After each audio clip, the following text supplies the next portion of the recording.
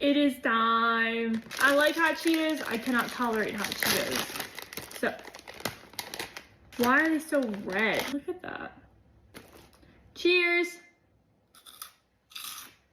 They're dilly. They're good. Woo! It tastes like a fried pickle. A little bit of the cream right on top.